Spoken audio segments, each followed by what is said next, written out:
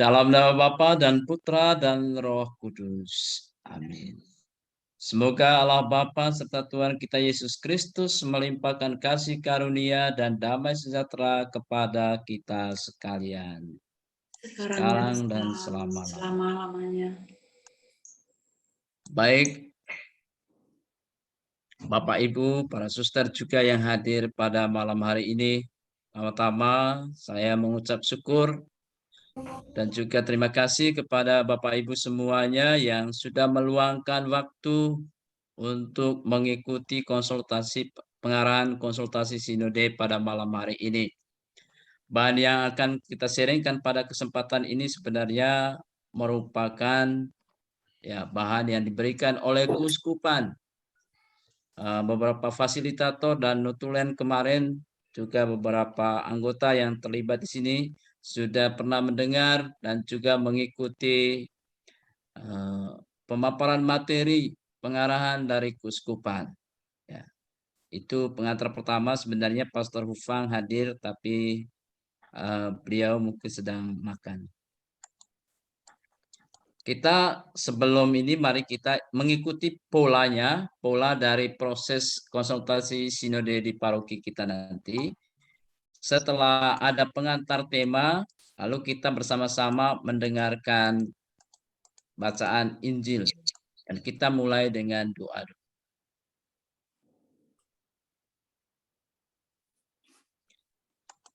Marilah kita berdoa. Kami berdiri di hadapan-Mu, ya Roh Kudus, pada saat kami berkumpul di dalam nama-Mu. Bersama-Mu sendiri yang membimbing kami, membuat diri-Mu nyaman berdiam di hati kami. Ajarilah kami jalan yang harus kami tempuh, dan bagaimana kami harus mengikuti jalan itu. Kami lemah dan berdosa. Jangan biarkan kami mendukung kekacauan. Jangan biarkan kebodohan menuntun kami ke jalan yang salah. Jangan pula keberpihakan mempengaruhi tindakan-tindakan kami. Kiranya kami menemukan di dalam Engkau kesatuan kami, agar kami boleh berjalan bersama menuju kehidupan abadi, dan tidak menyimpang dari jalan kebenaran dan apa yang benar. Semua ini kami mohon kepadamu yang berkarya di setiap tempat dan waktu, dalam persekutuan dengan Bapa dan Putra, untuk selama-lamanya.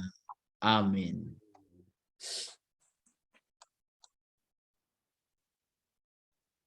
Mari kita mendengarkan sabda Tuhan.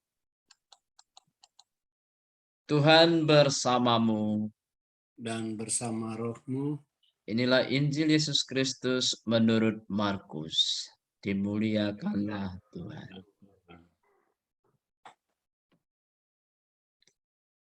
Pada waktu Yesus berangkat untuk meneruskan perjalanannya, datanglah seorang berlari-lari mendapatkan dia. Dan sambil bertelut di hadapannya, ia bertanya, "Guru yang baik, apa yang harus kuperbuat untuk memperoleh hidup yang kekal?" Jawab Yesus, "Mengapa kau katakan aku baik? Tak seorang pun yang baik selain daripada Allah saja.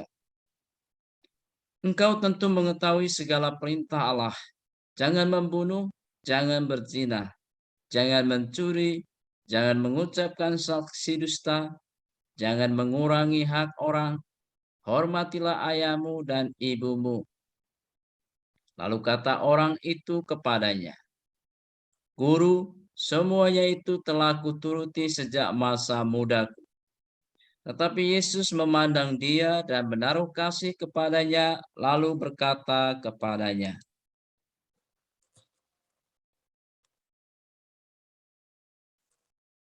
"Hanya satu lagi kekuranganmu.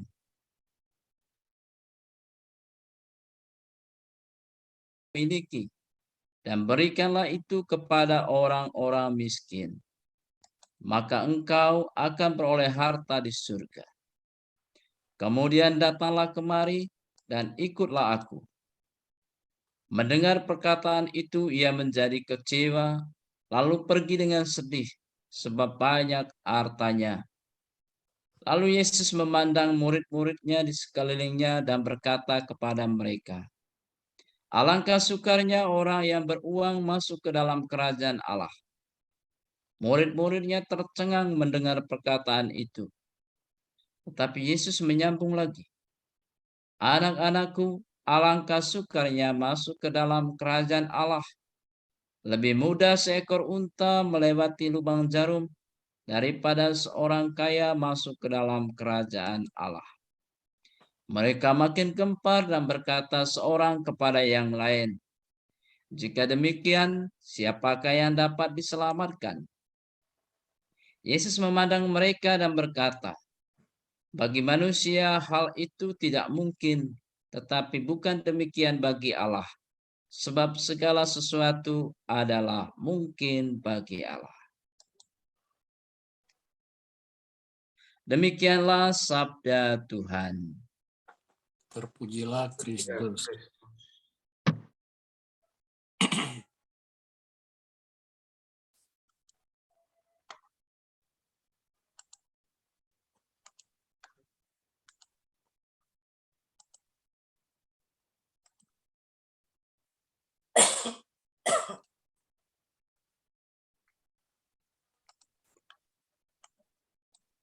Bapak Ibu para suster, tentu saja malam ini saya tidak mengkhotbah bacaan itu, tetapi bacaan itu menjadi pengantar yang menarik bagi kita, di mana Yesus itu meluangkan waktunya untuk mendengarkan seorang pemuda yang berkonsultasi kepadanya.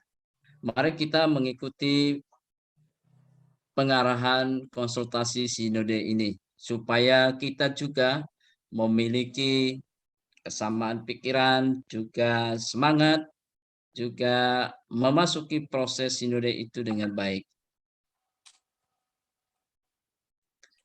Sebenarnya susunan kegiatan kita sudah seperti ini tadi, tapi Pastor Ufang belum masuk.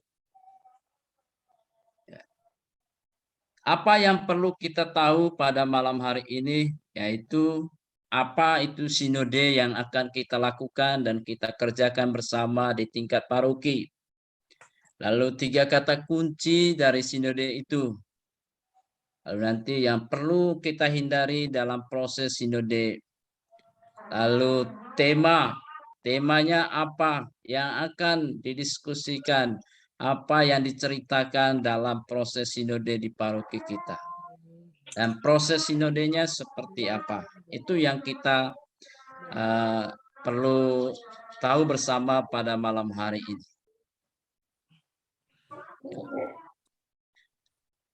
Mungkin materi ini sudah semua bagi tim-tim yang ikut di Dahor kemarin sudah tahu. Tetapi banyak dari kita yang terlibat di sinode ini perlu juga mengetahui apa itu sinode. Sinode itu berasal dari kata Yunani yang artinya berjalan bersama. Ya. Tetapi sinode ini sebagai lembaga yang dibentuk oleh Paus Paulus yang ke-6, persisnya tanggal 15 September tahun 1965. Ya. Dan proses sinode kita yang tahun 2023 merupakan sinode yang ke-16. Itu berarti sudah dilakukan sinode para uskup sebelumnya. Yang menariknya dalam proses sinode kali ini, Paus tidak hanya mengajak para uskup, tidak hanya mengajak para imam, para biarawan-biarawati, tetapi seluruh umat Katolik terlibat. Ini yang mengundang kita semua, dan ini merupakan tanggung jawab yang penting bagi kita yang memiliki iman Katolik untuk memikirkan bersama-sama misi Gereja Katolik di tengah tantangan-tantangannya dan juga krisis-krisis baik yang ada di dalam gereja maupun juga di tengah-tengah dunia ini yang dilakukan oleh umat-umat Katolik, entah itu uskup, imamnya, atau umatnya. Itu arti sinode. Tujuan dari sinode ini adalah pertama-tama bukan menghasilkan dokumen, tetapi ya, bahan dari keuskupan untuk menumbuhkan mimpi-mimpi, membangkitkan visi, mengembangkan harapan, membalut luka, menjalin hubungan bersama, belajar satu sama lain, menghangatkan hati dan saling memberi kekuatan. Menumbuhkan mimpi, misalnya bagaimana kita berpastoral bersama, membangkitkan visi ke depan, mengembangkan harapan. Tentu visi ini bukan visi pribadi, visi golongan, visi ideologi tertentu, tetapi visi Allah sendiri, visi gereja sendiri. Ya. Dan mengapa proses sinode ini seperti yang ada bacaan kitab sucinya, ada doanya, berlangsung dalam situasi rohani sekali. Karena memang ya pelaku utama yang mendorong, yang menggerakkan umat, menggerakkan Bapak Uskup seluruh dunia, juga Paus, adalah Roh Kudus. Roh Kudus juga lah yang menjadi jiwa gereja. Roh Kudus juga yang membimbing umatnya untuk misi di tengah dunia ini. Lalu proses sebuah sinode yang ditekankan oleh Paus adalah mendengarkan, dan juga materi-materi tadi mendengarkan. Mendengarkan siapa? Pertama, mendengarkan umat Allah. Mengapa mendengarkan umat Allah? Karena sakramen baptis atau imamat umum yang ada dalam diri kita masing-masing. Tetapi mendengarkan umat Allah di sini yang ditekankan bukanlah proses voting atau proses demokrasi, ya, sesuatu, tetapi bagaimana hubungan pribadi umat dengan Allahnya, dengan gerejanya, ya, betul-betul pengalaman rohani, pengalaman di dalam gerejanya, pengalaman di tengah masyarakat dengan imannya, dan berbagai macam hal lainnya. Lalu mendengarkan uskup. Para uskup bertindak sebagai penjaga autentik, penafsir, dan saksi iman seluruh gereja. Ya. Memang nanti prosesnya dari paroki, kita umat, lalu ke keuskupan, nanti lalu ke paus. Lalu yang berikut adalah mendengar paus. Pernyataan-pernyataan paus bukan berangkat dari keyakinan-keyakinan pribadinya, melainkan adalah ungkapan dari kesaksian tertinggi dari iman seluruh gereja. Karenanya paus adalah jamin ketaatan dan kesesuaian gereja kepada kehendak Allah, kepada Injil Kristus, kepada tradisi gereja. Seturut kehendak Tuhan, paus adalah prinsip dan dasar yang abadi dan kelihatan dari persatuan para uskup dan umat beriman. Jadi paus itu primus inter pares. Jadi yang pertama dari teman-teman rekan-rekannya uskup itu menggantikan para rasul yang lain, dan paus itu menggantikan Petrus. Petrus itu kepalanya para rasul. Jadi kurang lebih mendengarkan ini tiga: umat, uskup, dan paus. Nah, tiga kata kunci dalam proses sinode ini adalah persekutuan, partisipasi, dan misi. Persekutuan artinya yang pertama adalah kembali kepada Allah kita, Bapa, Putra, dan Roh Kudus, Allah Tritunggal, satu kesatuan yang menjiwai seluruh gereja. Lalu yang kedua, persekutuan itu adalah gereja sebagai tubuh mistik Kristus, yang dalam arti kita bahwa Yesus itu kepala gereja dan kita adalah tubuhnya. Jadi satu kesatuan, Kristus sebagai kepala dan kita sebagai tubuhnya. Nah, Yesus Kristus kepala tetapi tubuhnya ambruk, tuh gimana itu? Lalu partisipasi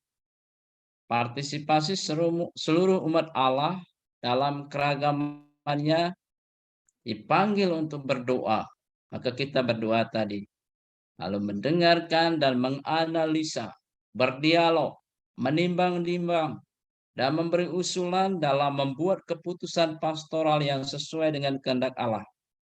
Kita harus memastikan peran serta mereka yang mudah terpinggirkan dan dikucilkan.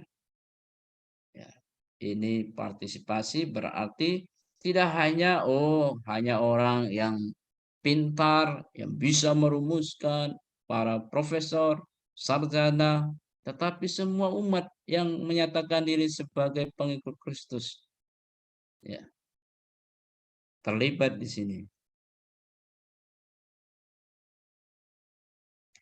Lalu misi memberi kesaksian. Misi itu sendiri adalah memberi kesaksian kabar sukacita Injil, lalu tanda persekutuan Allah dengan umat dan instrumen Allah.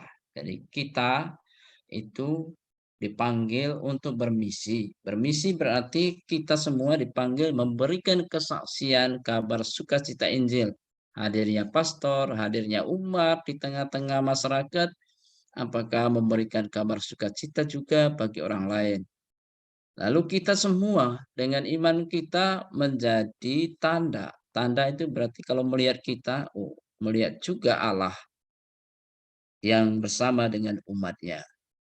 Lalu yang kedua sebagai instrumen Allah. Jadi kita tidak hanya rekan Allah, tetapi Allah itu ada bersama-sama dengan kita untuk selalu bekerja sama menciptakan kebaikan di dunia ini. Ini sebagai instrumen Allah, alatnya Tuhan. Ini Bapak Uskup mengatakan bersama-sama membangun gereja yang hidup, mengakar, dan misioner. Lalu metode dalam sinode. Ada 3 metode dalam sinode yang disampaikan oleh Paus dan dari bahan Pastor Moses, juga tim konsultasi sinode dari Keuskupan. Yang pertama adalah bertemu. Paus mengajak semua umat beriman sekalian untuk menjadi orang-orang yang ahli dalam seni perjumpaan. Ini kata-kata yang sangat bagus, bahwa kita menjadi ahli dalam seni perjumpaan. Dalam berjumpa itu kita pasti meluangkan waktu. Ya, berjumpa dengan Tuhan dalam doa dan bertemu dengan orang lain. Dengan bertemu dengan orang lain, kita membiarkan diri kita tersentuh oleh pertanyaan-pertanyaan saudara-saudari kita. Sehingga keragaman karisma, panggilan, dan pelayanan mereka pada akhirnya memperkaya kita. Tadi kita mendengarkan bacaan Injil, Yesus juga meluangkan waktunya. Sangat empatik, bersedia mendengarkan orang yang bertanya kepadanya, berdialog dengannya, dan juga meneguhkannya.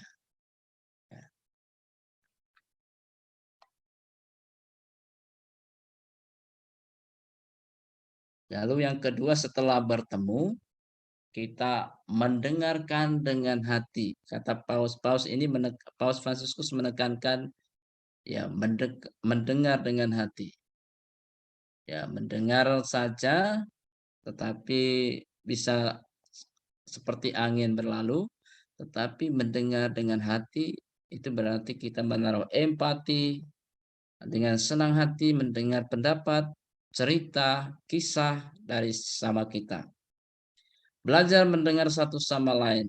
Uskup, imam, religius, dan awam, semua yang dibaptis, kita terhindar dari kecenderungan untuk membuat tanggapan yang dangkal dan telah dikemas serta dipersiapkan sebelumnya. Jadi artinya kita membiarkan hati kita mendengarkan teman-teman yang lain dalam kelompok nanti, atau ya berdasarkan tema-tema itu untuk membagi dengan bebas pengalaman-pengalaman, entah pengalaman sakit hati kah, tapi diteguhkan, dicintai dalam gerejanya atau di tengah-tengah umatnya. Lalu yang kedua, discernment atau pemeriksaan batin. Discernment, pemeriksaan batin biasanya kalau di dalam biara itu ya berdoa adorasi, baca kitab suci, Ya, ada waktu visitasi di depan Sakramen Maha Kudus. Jadi di sini melihat dan mendengarkan bimbingan Roh Kudus. Tentu saja proses inilah yang kita Paus menyarankan membingkai proses sinode ini dalam doa. Baik doa pembuka, penutup, baca kitab suci, semuanya dibingkai secara spiritual. Ya. Karena kita melihat biarlah Roh Kudus yang membimbing umatnya untuk secara jujur menyampaikan inilah keinginan, inilah harapan, mimpi-mimpi saya untuk gereja saya, gereja Katolik yang tercinta ini. Lalu yang kedua, untuk mengosongkan diri kita sendiri, membebaskan diri kita dari hal-hal duniawi, dari ketertutupan kita, dari model pastoral yang selalu kita ulang-ulangi, sehingga kita dapat bertanya pada diri sendiri, apa yang ingin Tuhan katakan kepada kita saat ini, dan ke arah mana Dia ingin memimpin kita. Inilah proses pemeriksaan batin. Itu 3 metode yang ditawarkan oleh Paus Fransiskus. Ya, yang perlu dihindari dalam sinode ini adalah 3 bahaya. Bahaya pertama adalah formalisme yang disebabkan oleh klerikalisme. Ya, klerikalisme adalah bahwa segala-galanya aktivitas gereja semuanya berpusat pada pastor. Ya, ini dan itu semuanya pastor. Kalau di paroki kita saya rasa sudah mulai, tapi kalau di pedalaman semuanya pastor. Ya. Versus pelayanan. Yang kedua juga dalam pengambil kebijakan.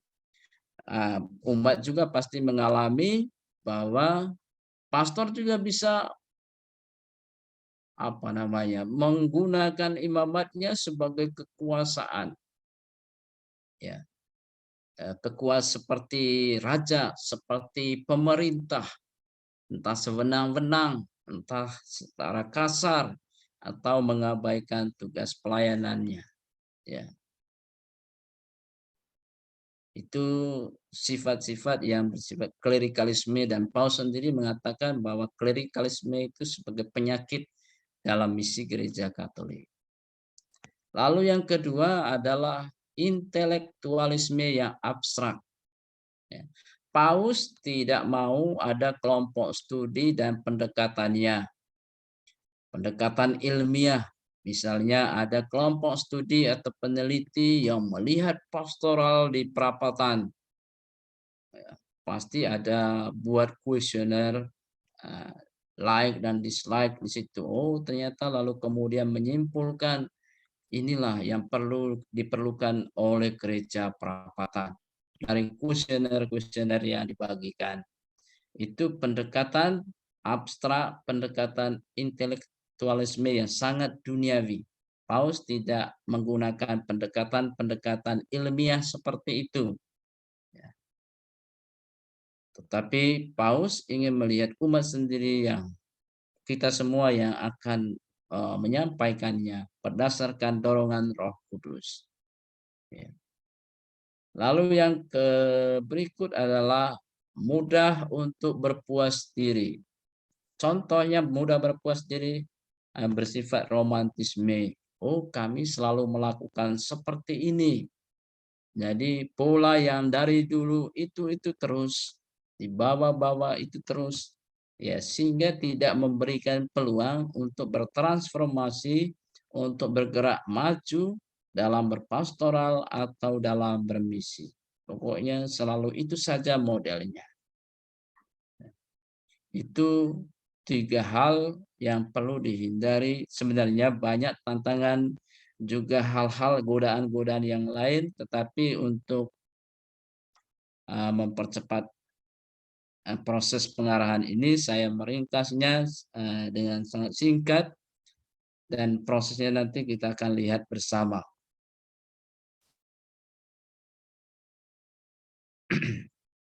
Ya, 3 tema kita yang akan kita bahas, yang kita akan ikut dalam konsultasi sinode paroki ini Dan seluruh keuskupan kita mengambil tema ini.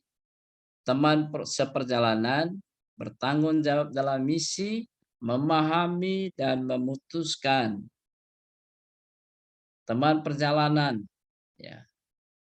Teman perjalanan ini dibandingkan dasarnya bahwa Yesus Kristus Allah yang beserta kita, yang tinggal di antara kita, dia berjalan bersama dengan kita. Ya, ia menjadi sahabat bagi siapa saja, baik itu orang kaya maupun orang miskin, baik itu orang terpelajar maupun orang sederhana. Kemudian setelah Yesus, para rasul kemudian meneruskannya, para uskup sampai sekarang, para imamnya, dan juga kita semua para petugas pemimpin gereja. Apakah kita sungguh menjadi teman perjalanan bagi sesama kita? Ya.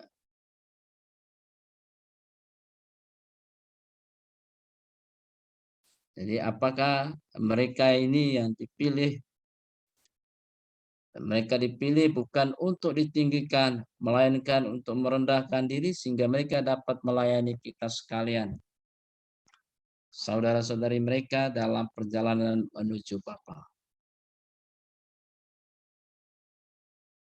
Gaya pastoralis Kristus di mana ia selalu berjalan bersama dengan kita dan menjadi sahabat bagi siapa saja, secara khusus orang yang terpinggirkan. Ya. Bertanggung jawab dalam misi. Bertanggung jawab dalam misi, tema yang kedua. Gereja pada hakikatnya adalah misi. Pergilah ke seluruh dunia. Gereja didirikan oleh Yesus Kristus dengan maksud agar karya keselamatannya dapat dialami tidak hanya oleh kita yang telah dibaptis dan menjadi anggota resmi Gereja Katolik, tetapi juga kepada semua orang yang berkehendak baik. Bermisi berarti pergi menjumpai semua orang untuk membagikan kasih Allah. Bagaimana kita bertanggung jawab terhadap peran misi ini? Bagaimana pastornya, uskupnya, pokoknya kita semua sebagai satu gereja bertanggung jawab dalam misi ini, peristiwa sebagai satu keuskupan. Apakah sudah pergi menjumpai semua orang untuk membagikan kasih Allah?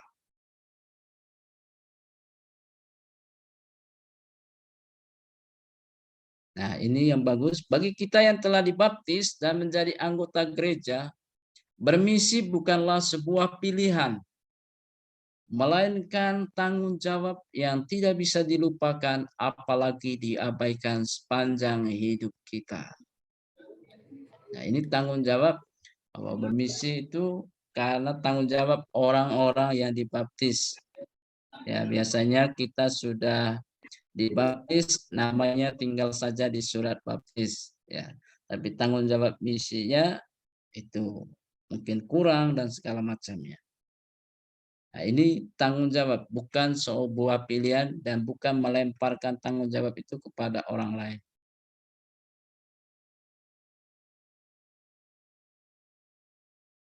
Rasul Paulus sendiri mengatakan, celakalah aku jika aku tidak memberitakan Injil.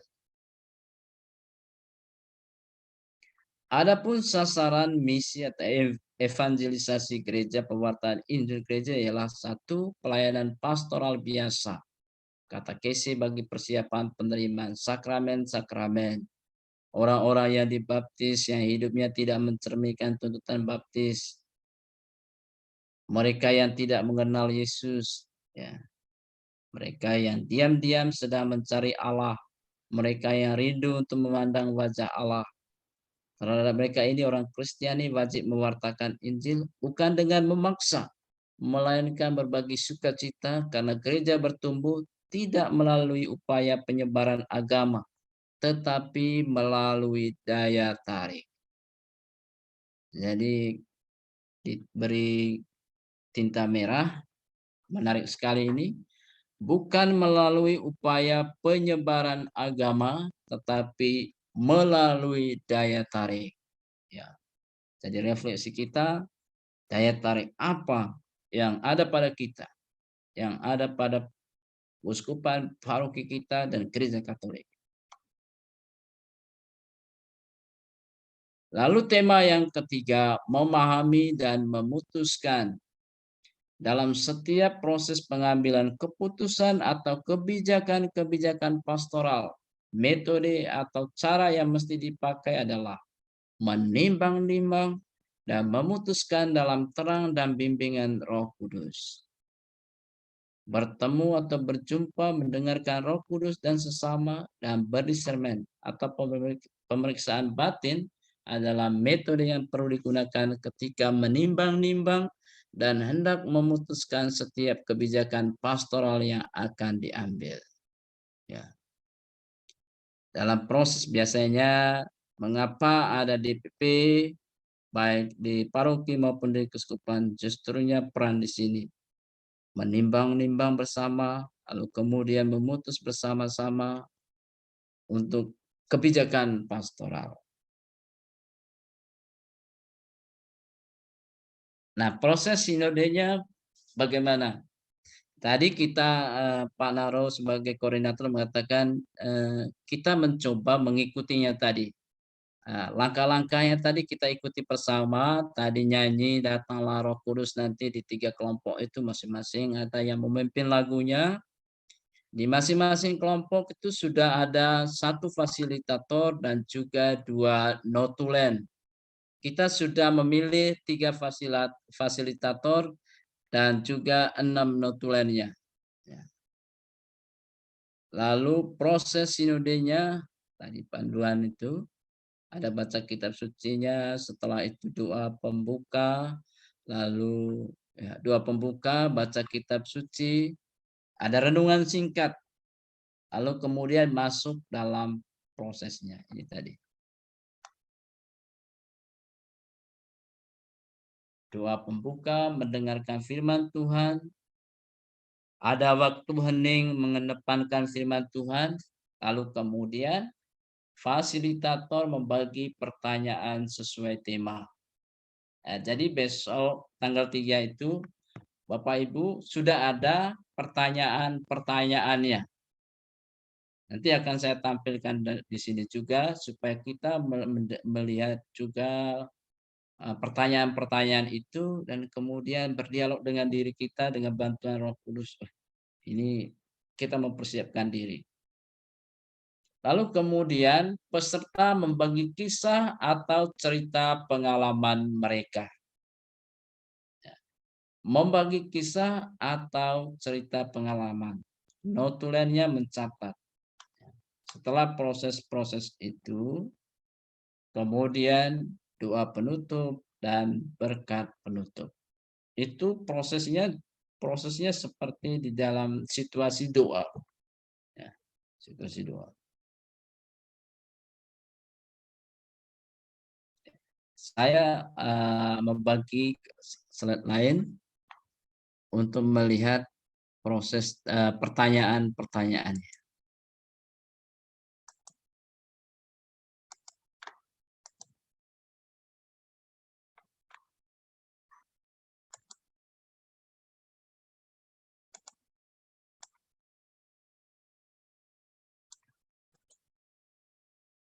Ya, ini tema 1, sahabat dalam perjalanan. Pertanyaan 1.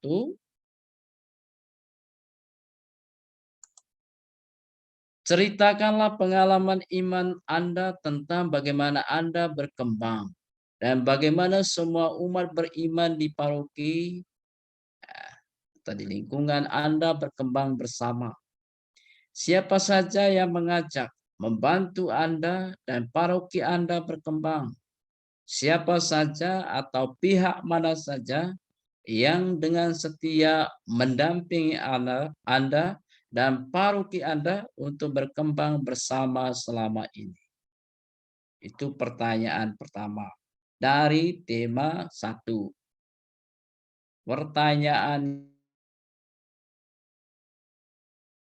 adalah, apakah pastor, awam, dan para biarawati, tokoh umat, dewan pastoral, dan berbagai kelompok-kelompok saling bekerja sama dengan baik untuk memajukan iman umat, kehidupan, dan karya gereja di paroki Anda.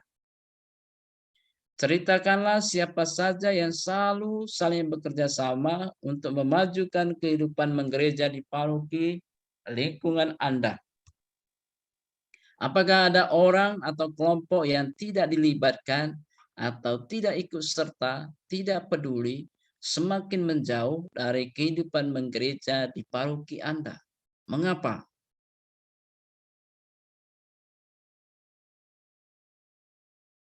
Tetapi dalam proses ini Bapak Ibu bukan kita menyerang pribadi, menyerang pastornya, tapi menyerang DPP-nya, bukan untuk saat itu. Kita melakukannya dalam doa, kita melakukannya dengan makanya di sermon tadi, ya kita dituntut oleh Roh Kudus. Di situ kita tidak sedang memperjuangkan ideologi pribadi atau ya karena tidak suka dengan pastor, tidak suka dengan DPP-nya. Saat itu kita melampiaskan semua rasa tidak suka kita. Ya gara-gara kamu itu atau pastornya kurang becus bagaimana ini ya. Bukannya saat kita seperti itu. Kita melakukannya dalam doa, cerita saja apa yang kita alami. Ya. Juga berdasarkan hati nurani kita. Karena ini sesuatu yang sangat baik karena saya mencintai gereja ini. Mencintai gereja Katolik, mencintai imanku, saya bertanggung jawab. Ini pengalaman saya. Jadi tidak ada yang bertengkar dalam ini nanti. Bertengkar karena tersinggung, karena ini, dan juga tidak saling merendahkan, mencelakan.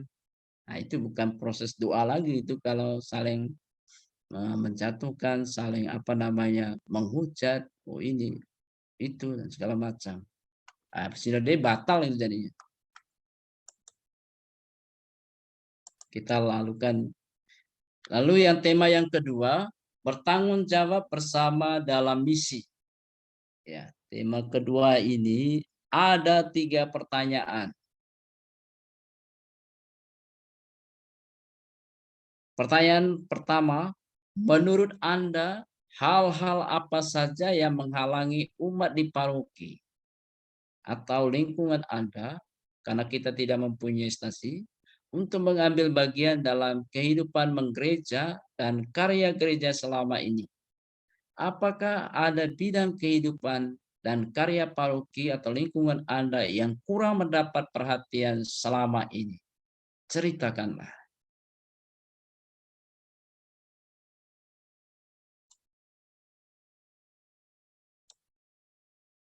Pertanyaan yang kedua, apa saja bentuk dan bagaimana dukungan diberikan oleh keuskupan ataupun paroki Anda selama ini kepada anggota umat di paroki Anda yang melayani kepentingan masyarakat atau orang banyak, bangsa dan negara kita seperti para guru, dosen, politisi, dokter, polisi, tentara, hakim, jaksa, dan lain-lain, supaya mereka menjalani tugas dan tanggung jawab mereka dengan sadar bahwa mereka adalah orang Katolik yang mewartakan Kristus bagi orang banyak di tengah masyarakat.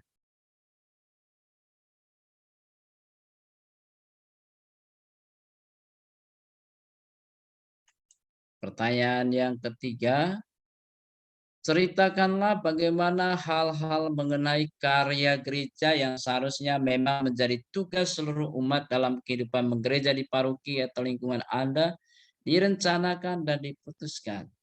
Siapa saja yang berperan dalam menentukan dan mengambil keputusan selama ini?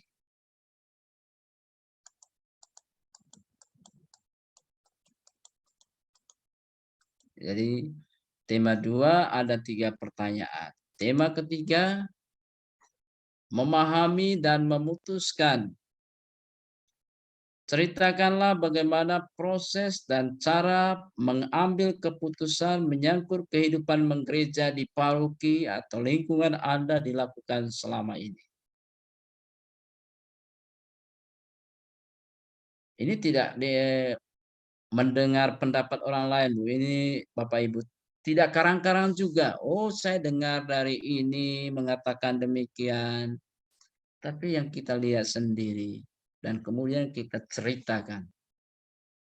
Bagaimana caranya supaya proses pengambilan keputusan ini dapat dilakukan dengan lebih baik dan dengan mengikut sertakan banyak pihak dalam mengambil keputusan.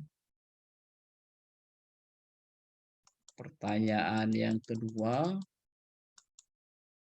dalam gereja Katolik yang berciri hierarkis, bagaimana di paroki Anda dapat meningkatkan keikutsertaan yang memungkinkan gereja untuk mendengarkan seluruh umat di paroki Anda dalam mengambil keputusan? Bagaimana caranya mendengarkan umat di paroki Anda untuk mempertimbangkan keputusan yang didasarkan pada masukan dari sebanyak mungkin umat di paroki Anda dapat dilaksanakan dengan baik?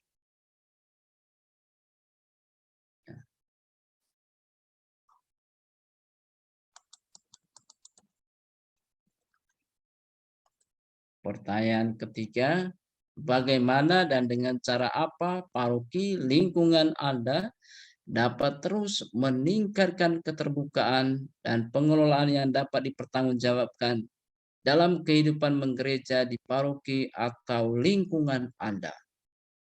Dalam hal apa saja paroki atau lingkungan Anda masih perlu meningkatkan keterbukaan dan pengelolaan yang dapat dipertanggungjawabkan dapat dilakukan semakin baik.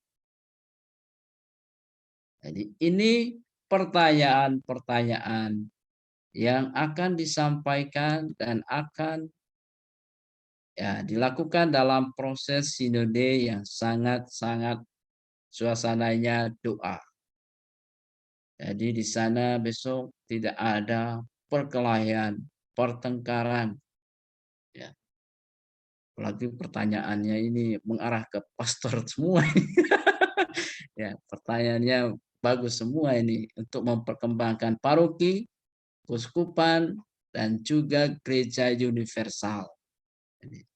Ya, ini pertanyaan berdasarkan kita mencintai iman kita, mencintai gereja kita, dan tugas kita lah, tanggung jawab kita untuk itu.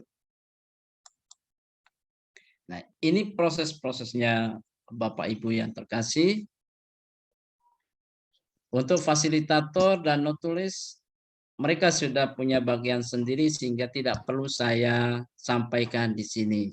Ya, mereka sudah melakukan simulasi juga dengan notulen sehingga untuk materi-materi itu saya cut-kan semuanya, dan untuk kita paham bersama, itulah proses nanti konsultasi sinode yang akan kita lakukan tanggal 3. Dari keuskupan dan dari paus sendiri berharap itu dilakukan secara tatap muka. Kita dibagi tiga kelompok, masing-masing satu kelompok itu kurang lebih 25 orang lebih, ya, tidak sampai 30 saya lihat. Ya.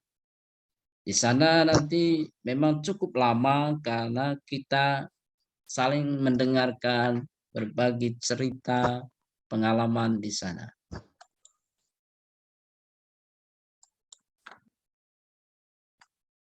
Itu pengarahan kita pada malam hari ini. Kalau ada pertanyaan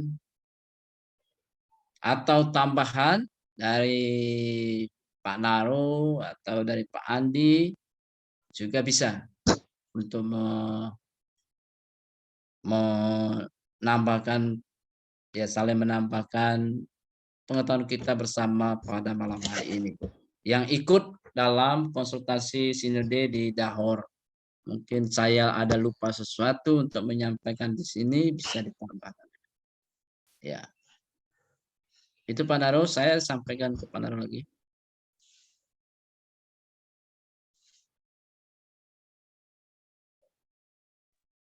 Baik, terima kasih Pastor Tarsi atas pengarahan mengenai sinode. Pengarahan ini adalah pengarahan yang sifatnya umum Dan memang tadi prosesnya dibuat seolah-olah kita sudah masuk dalam sinode ya. Tadi ada doa nyanyian pembuka, kemudian doa pembukaan, bacaan kitab suci, kemudian renungan singkat, dan baru masuk dalam proses sinode, yaitu membagikan pertanyaan, dan nanti setiap orang yang ada dalam satu kelompok itu akan mewakili unsur-unsur tertentu. Ya, jadi ada yang mungkin sudah mendapatkan surat dari masing-masing, notulen maupun dari para fasilitator, ada yang diundang sebagai perwakilan lingkungan atau teritorial, ada juga yang perwakilan dokter, notaris, TNI, OMK, Sekami, dan masih banyak lagi unsur-unsur yang lain. Nah, sekarang mungkin kami ingin bertanya dulu, apakah ada Bapak, Ibu, dan teman-teman atau saudara-saudara sekalian yang belum tahu masuk di kelompok tema yang mana? Dipersilahkan.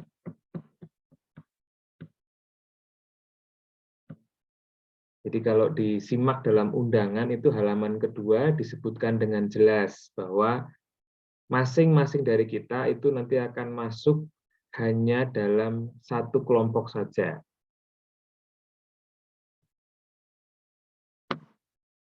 Semua sudah ya, dalam undangan itu sudah disebutkan dengan jelas. Baik. Izin masuk Pak Naro.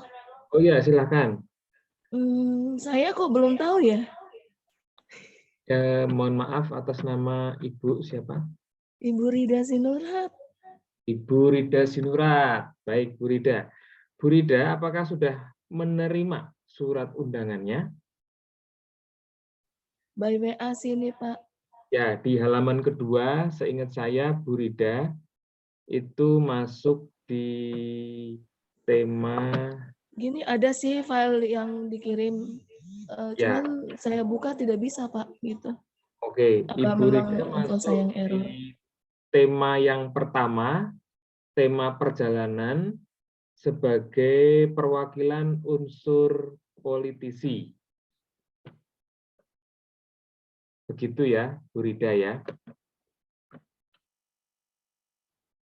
Semoga bisa begitu, baik Pak. Informasinya. Jadi yang pertama kelompoknya tema 1, teman atau sahabat perjalanan. Nanti fasilitatornya adalah Bu Aryani. Kemudian unsur yang diwakili Bu Rida itu adalah unsur politisi. Demikian.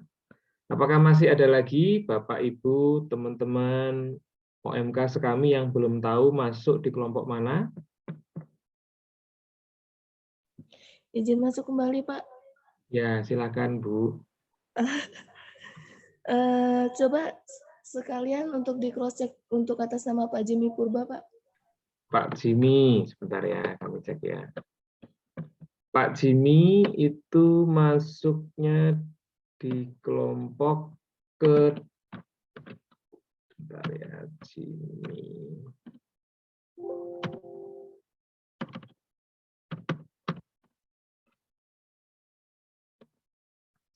Bapak Jimmy Purba masuk di kelompok ketiga, yaitu tema memahami dan memutuskan sebagai perwakilan unsur prodiakon. Oh, siap, Pak. Terima kasih, Pak. Terima kasih.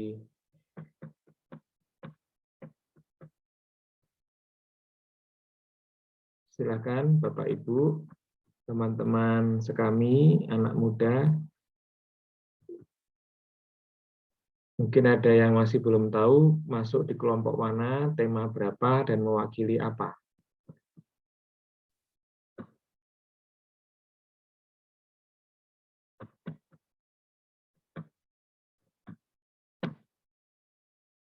Baik, jika sudah jelas semuanya, mungkin sekarang kami akan membuka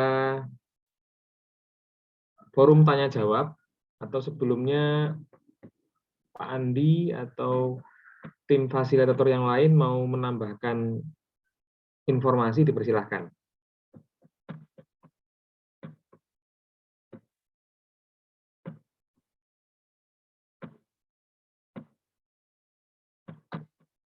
Oke, jadi sepertinya sudah jelas semua ya. Sekarang dipersilakan Bapak dan Ibu serta teman-teman yang terkasih untuk mengajukan pertanyaan mengenai hal-hal yang mungkin dirasa kurang jelas. Tentu saja pertanyaannya bukan tentang apa ya jawaban dari pertanyaan tadi ya, bukan. Tapi bagaimana dan prosesnya itu seperti apa. Silahkan.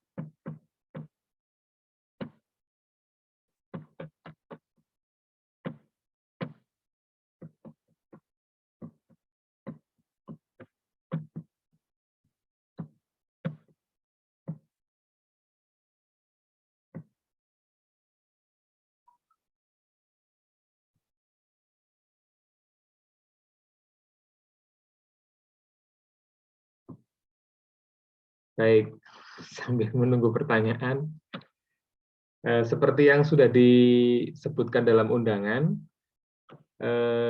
nanti silakan bagi ada yang ingin bertanya bisa langsung interupsi ya, jadi saya boleh dipotong.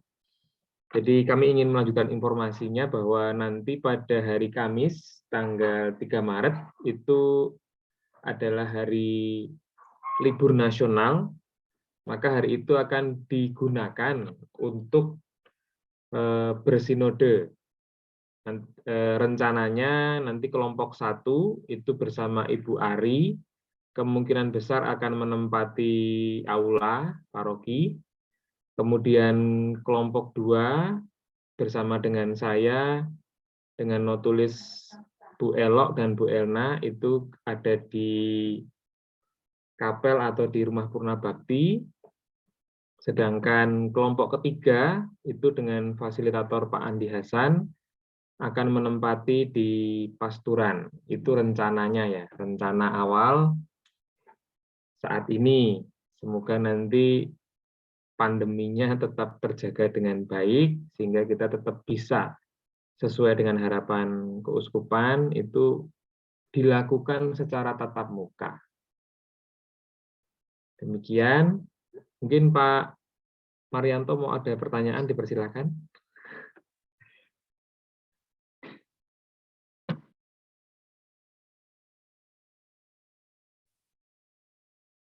Terima kasih Mas Naru.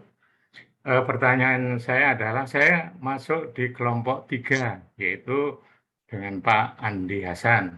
Pertanyaan saya terutama, apakah setiap peserta wajib memberikan jawaban secara lisan? Jadi khusus kelompok 3, setiap peserta apakah wajib memberikan jawaban secara lisan? Terima kasih Pak Naru. Terima kasih Pak Marianto, pertanyaan yang sangat bagus. Nanti akan kita tampung dulu ya, kita tampung dulu, kita tunggu pertanyaan berikutnya. Bagi Bapak Ibu, dipersilahkan jika ada yang ingin bertanya. Pak Naro, Ya, silahkan Pak Eman. saya masuk.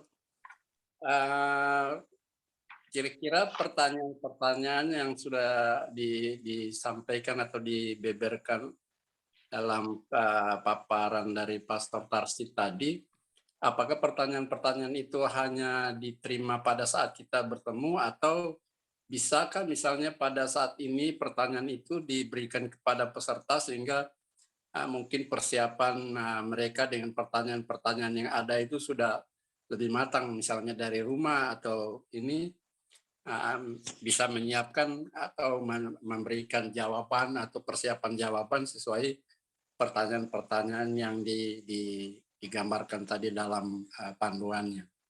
Terima kasih, itu saja Pak Naro. Baik, terima kasih Pak Eman. Pak Naro. Iya, silakan Suster. Iya, wajah saya tidak nampak. Ya, Pak Naro, itu kan ada susunan acara konsultasi sinodal, mulai pembukaan sampai terakhir. Nah, yang memimpin ini siapa kira-kira? Notulen atau yang lain seperti itu? Terima kasih. Baik, terima kasih Suster Laura pertanyaannya. Jadi saya akan coba menjawab mulai dari Suster Laura dulu ya. Jadi nantinya setiap fasilitator, bahkan mungkin sudah ya, Pak Andi dan Bu Ari sudah mendapatkan satu file mengenai tata cara atau panduan dalam memimpin perjumpaan atau pertemuan di masing-masing kelompok. Nah, dari situ harapannya suster-suster yang sudah ditunjuk seperti Suster Laura ada di kelompok 1, Ya. Suster Renata ada di kelompok 2, dan yang ketiga mungkin Suster Clarina ada di kelompok 3, atau Suster nanti Iren, mana yang lebih bisa hadir. Harapannya suster itu ikut membuka sampai nanti berakhir di pengendapan atau renungan singkat mengenai perikopa kitab suci. Jadi dari awal sampai dengan membaca kitab suci, kemudian merenungkannya dengan renungan singkat dari suster, kemudian pada saat masuk ke pertanyaan itu baru diserahkan ke fasilitator. Nah, peran suster nanti juga dimohon bantuannya kembali pada saat doa penutup. Nah, kira-kira begitu, Suster Laura. Maaf Pak Naro, berarti seperti kami kan sudah masuk di tiap kelompok ini. Lalu susunan tadi mulai pembukaan termasuk sampai ke pengendapannya dipimpin oleh Pak Suster seperti itu, maksud Bapak. Ya, betul. Oh, baik Pak, terima kasih banyak informasinya. Terima kasih Suster. Selamat malam. Baik. Malam Mas Naro. Ya, silakan Pak Felix. Saya masuk di kelompok bertanggung jawab dalam misi. Betul. Maaf dengan Mas Naro ya? Iya, betul Pak Felix. Iya, betul. Yang ingin saya tanyakan, itu 3 tema itu serentak pada tanggal 3. Itu yang pertama. Yang kedua, estimasi undangan saya belum lihat sih undangan. Mulai dia jam berapa sampai jam berapa nanti untuk tanggal 3. Oh iya. Ya, terima kasih. Ya. Baik. Ini pertanyaannya semakin lama semakin banyak. Daripada lupa saya jawab dulu ya. Baik, nanti mohon bantuan Pastor untuk mengoreksi saya jika ada kekeliruan, mungkin juga Pak Andi dan Bu Ari ya. Yang pertama saya akan jawab dari yang terakhir tadi, Pak Felix ya. Pak Felix tadi bertanya intinya secara waktu serentak Pak, betul serentak, hanya tempatnya saja berbeda. Jadi tadi kan direncanakan kelompok 1 bersama dengan Bu Ari dan Suster Laura itu ada di aula. Kelompok 2 bersama saya dan Suster Renata ada di kapel ataupun di rumah Purna Bakti, nanti melihat dari jumlah pesertanya. Kelompok ketiga akan ada di pasturan bersama Pastor Andi dan Suster Clarina atau Suster Iren. Nah, itu. Jadi waktunya yang serentak, kemudian hanya sisa tempatnya berbeda. Yang kedua, untuk jamnya itu akan dimulai jam 10 pagi, Pak Felix. Ya, baik. 10 pagi, ya harapannya, ini sekaligus menjawab pertanyaannya Pak Eman ya, harapannya itu adalah setiap peserta yang sudah diundang itu akan mendapatkan pertanyaan lebih dulu atau lebih dini. Jadi mungkin mulai besok atau lusa itu pertanyaannya sudah dibagi oleh masing-masing fasilitator kepada semua anggota peserta sinodenya. Harapannya apa? Harapannya bisa dipelajari, bisa ditanyakan maksudnya apa, sehingga nanti pada saat hari H itu prosesnya menjadi lebih singkat, gitu. Sehingga kita tidak berkerumun dalam jangka waktu yang terlalu lama. Begitu, Pak Felix, semoga menjawab Baik, ya. Mas Maro. Terima Ya. kasih. Terima kasih. Berarti menjawab juga pertanyaannya Pak Eman tadi ya. Kemudian pertanyaan yang pertama tadi dari Pak Marianto, apakah setiap peserta wajib menjawab? Nah, ini nanti silahkan dilengkapi jawaban saya.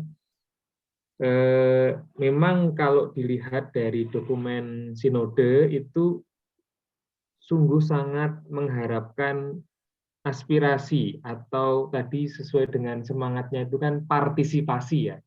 Ada persekutuan, misi, dan juga partisipasi. Nah, dari 3 hal ini itu tentunya mempunyai makna bahwa harapannya setiap dari kita itu berpartisipasi. Setiap dari kita memberikan jawaban atas pertanyaan-pertanyaan itu. Meskipun ya jawabannya tentu saja akan beraneka ragam yang sangat dipengaruhi oleh latar belakang kita masing-masing yang tentunya berbeda-beda.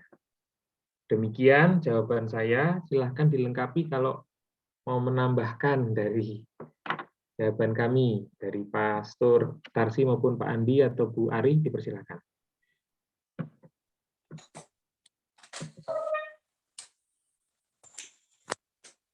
Baik, Pak Nero. Ya. Ini pertanyaan dari Pak apa tadi? Pak Marianto ya. Pak Marianto, silakan. Memang memilih dengan terang Roh Kudus juga kemarin itu memilih para anggota sinode ini. Ya, mengambil begitu saja lotre itu mungkin dorongan Roh Kudus sehingga nama-nama kita pada malam hari ini akhirnya berkumpul di sini dan ikut konsultasi sinode. Sinode ini adalah tanggung jawab semua umat beriman. Paus menghendaki kita semua umat Katolik untuk bertanggung jawab dalam proses ini.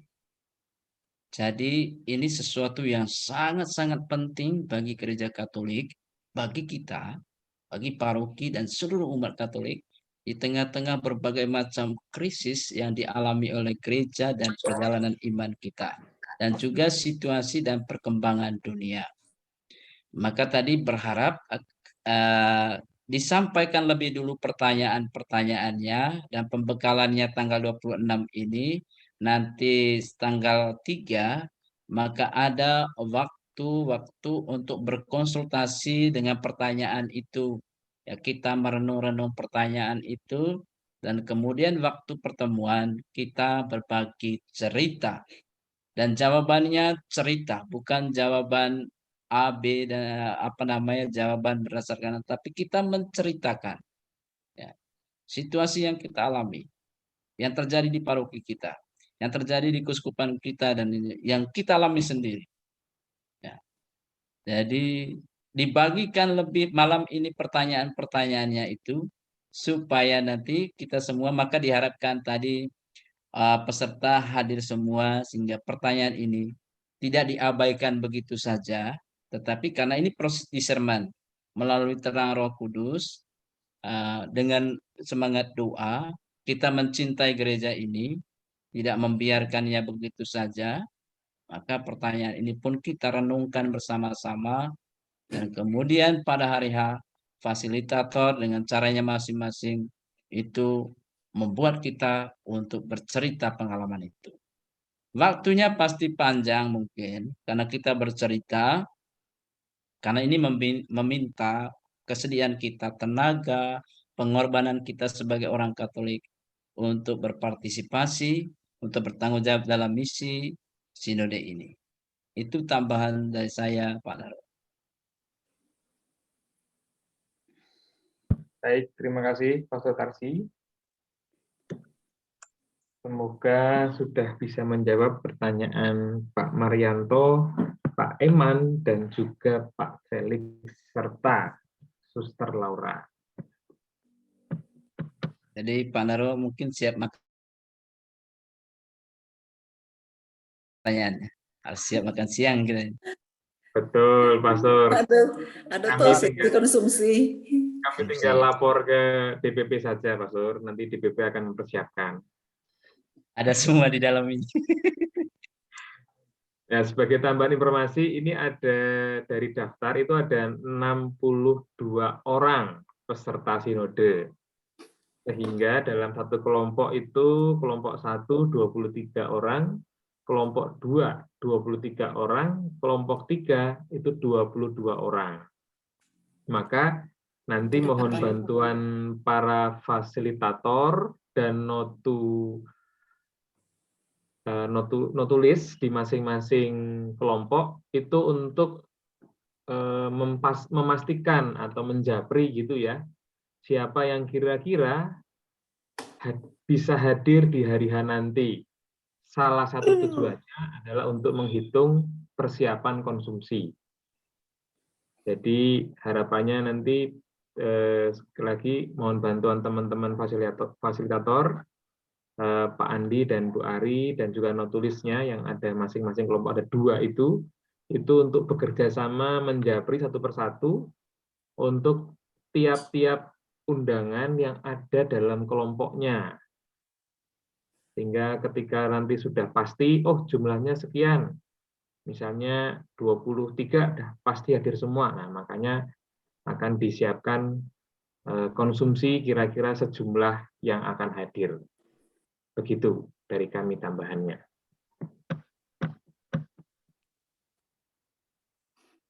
Boleh nanya sedikit, Mas Naro? Ya, silahkan Bu Erni. Nanti kan dibagi 3 kelompok dan 3 tempat. Ya. Nah, sesudah itu atau ketiga kelompok nanti bertemu menjadi satu lagi atau selesai masing-masing, bubar masing-masing begitu. Itu aja. Baik, terima kasih Bu Erni untuk pertanyaannya. Jadi kami akan coba menjawab pertanyaan dari Bu Erni. Pada saat nanti masing-masing kelompok itu bertemu di tempatnya masing-masing, maka proses acaranya berhenti di situ. Ya, jadi setelah nanti notulen membuat pencatatan, ya, para notulen itu di setiap kelompok ada 2 orang. Di kelompok 2 itu ada Bu Elok dan Bu Erna.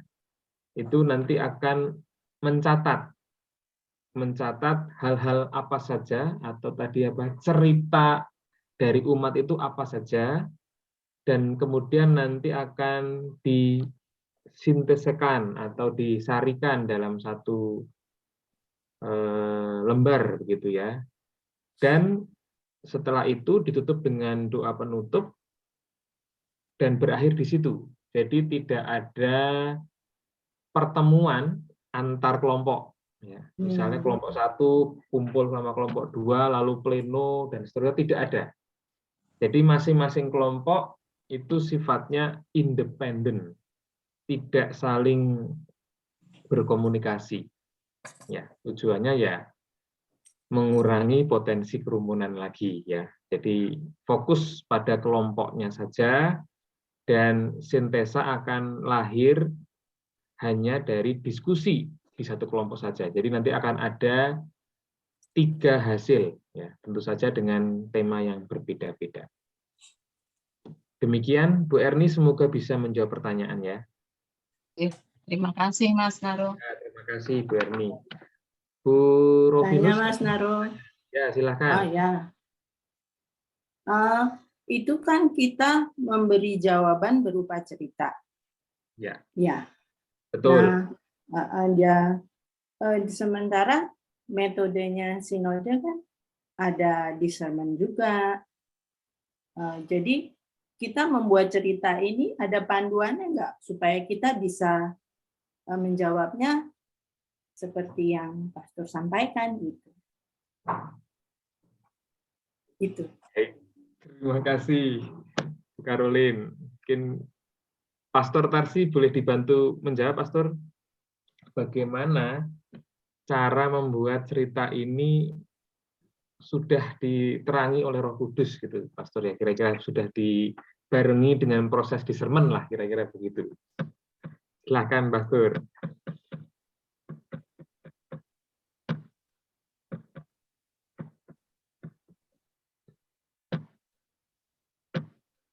Pastor belum Pastor. di unmute. Oh ya, Pastor belum diklik Ya. dulu mic-nya. Ya.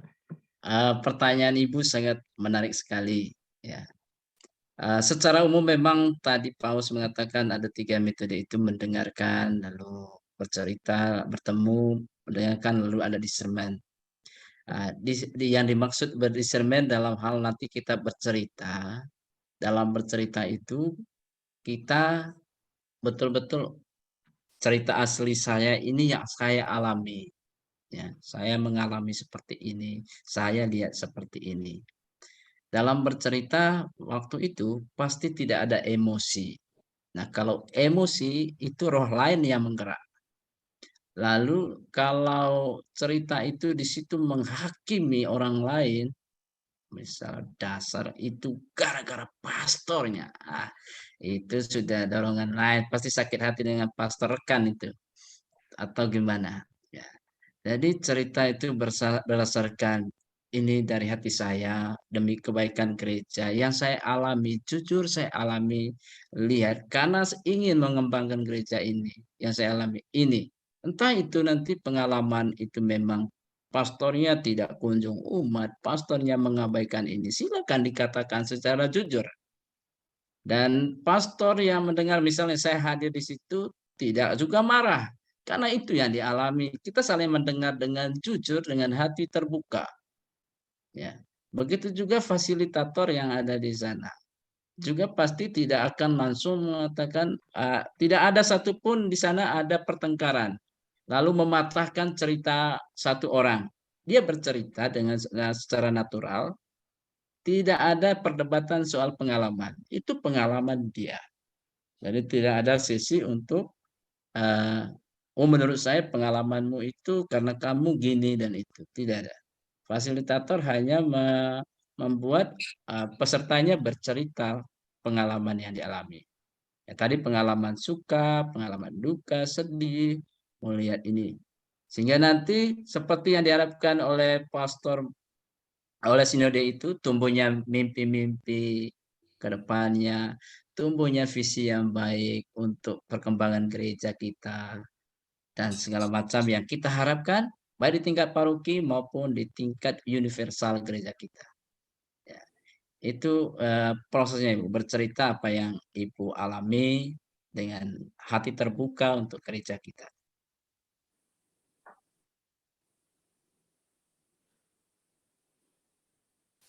Ya, baik Pastor, makasih. Mudah-mudahan membantu. Ya. Baik, masih diberi kesempatan bagi Bapak, Ibu, dan saudara-saudara yang terkasih untuk bertanya mengenai hal-hal yang dirasa kurang jelas.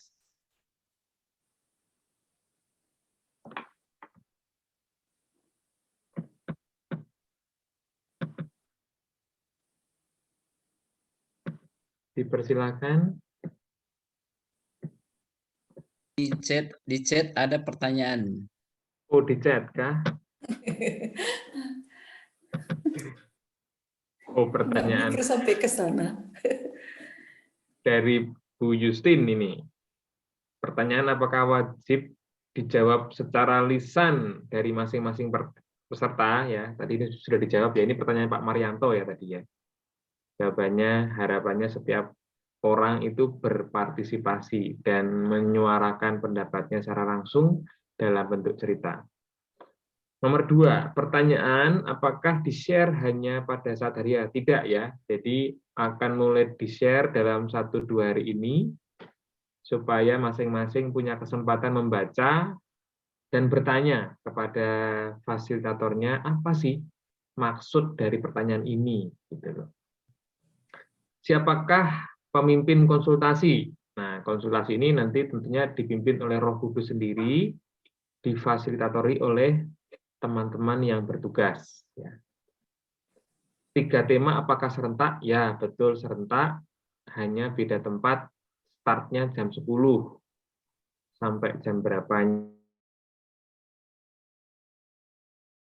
Yang jelas sudah disiapkan makan siang. Notulen bukan US. Notulen Pak. Notulen ya, baik. Yes. Yes. Tambahan Pak Naro. Sebenarnya proses kita ini Bapak Ibu para suster, ini sudah rangkaian proses sinode. Karena di rundown itu 2 hari itu. Nah, ini kan situasi pandemi. Sehingga kemudian dibagilah dalam 3 kelompok. Yang kita lakukan ini pertama-tama dalam rundown-nya ada pengarahan dari pastor paroki atau pastor rekan. Yang diarahkan tadi yang seperti itu. Pemahaman tentang sinode. Nah, kita lakukan itu di Zoom. Pangkas sebagian itu. Yang kemudian dilakukan adalah kemudian mendalami tema-temanya. Nah, itu yang dilakukan tanggal 3 Maret. Yang kita lakukan sampai tanggal 3 mulai malam hari ini, itu sudah mulai proses sinode. Gitu. Karena pandemi. Jadi prosesnya seperti itu. Kalau tidak pandemi, semua datang ke gereja dan kita melakukannya ya pengarahan secara massal dulu. Ya pasti bosan dengar suara pastor dengan 70 slide. Ngantuk. Makan berapa jam itu? Nah, lebih baik di Zoom ini kalau hanya mendengar pastor bisa tutup aja. Apanya itu kan kita bisa dengar sama dan bisa direkam. Itu bisa dengar besok atau kapan. Gitu. Jadi sesi itu sudah selesai malam ini. Nah, tinggal sesi kita mendalami temanya. Ya. Antisipasi COVID. Itu tambahan.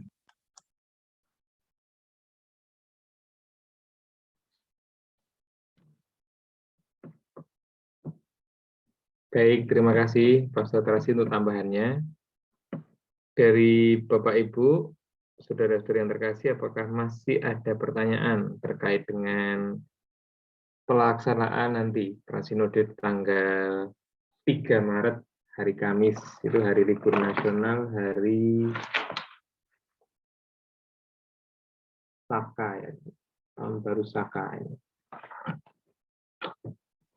Tanggal 3 Maret ya.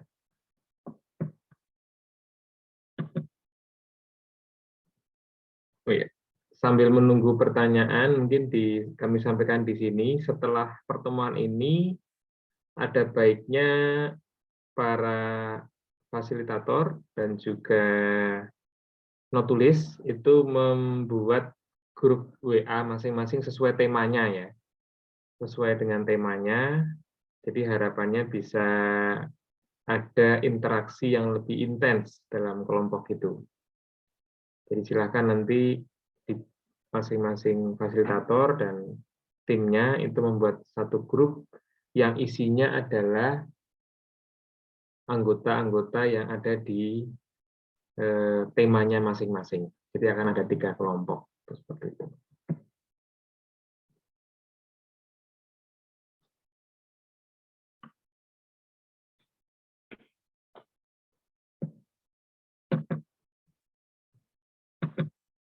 Baik, Pastor, ini sepertinya sudah lengkap, sudah jelas. Mas Eksan juga sudah merekam apa yang kita jalankan pada malam hari ini. Harapannya nanti akan di-upload di media sosial paroki. Itu dari kami, terima kasih banyak. Saya kembalikan ke Pastor. Kita tutup dengan doa.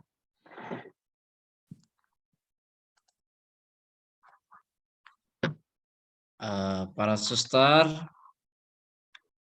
Bapak Ibu yang terkasih, juga ada orang muda yang hadir dan juga anak-anak, anak misdinar.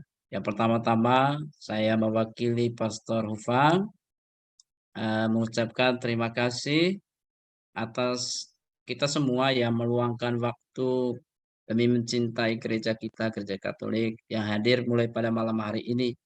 Dan berharap memang rugi memberikan waktu dan tenaga itu, tetapi karena kita orang Katolik, kita mencintai gereja kita, karena kita sudah dibaptis dalam gereja, maka tanggung jawab itu juga akan kita lakukan pada tanggal 3 Maret. Ini dari Bapak Paus untuk kita semua. Maka sebagai orang Katolik, ya kita juga perlu taat dengan beliau dengan melakukan proses sinode ini, sehingga nanti suatu saat gereja kita, paroki kita lihat sendiri perkembangannya, dan juga gereja Katolik secara umum untuk mewartakan sabda Tuhan dan menjadikan dunia lebih bersukacita.